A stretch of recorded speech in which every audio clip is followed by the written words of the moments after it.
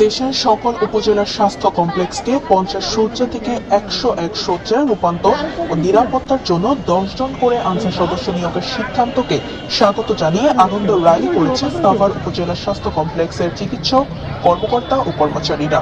দুপুরে সাভার উপজেলার স্বাস্থ্য কমপ্লেক্স থেকে প্রধানমন্ত্রী তারেক রহমানকে ধন্যবাদ ও কৃতজ্ঞতা জানিয়ে বর্ণাঢ্য এই আনন্দ র্যালি বের করা হয়। র্যালিটি বিভিন্ন সড়ক প্রদক্ষিণ করে উপজেলার স্বাস্থ্য কমপ্লেক্সের আঙ্গিনায় এসে শেষ হয়।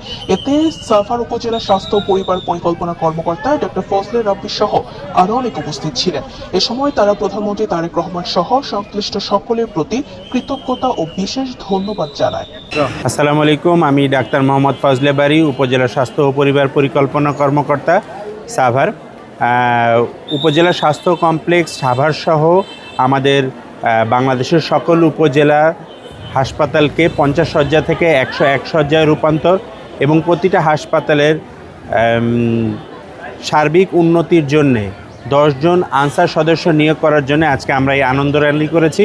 আমরা আমাদের এই র্যালির মাধ্যমে সকল কর্মকর্তা এবং কর্মচারীর মাধ্যমে আমাদের মাননীয় প্রধানমন্ত্রী জনাব তারেক রহমানকে ধন্যবাদ এবং কৃতজ্ঞতা প্রকাশ করছি।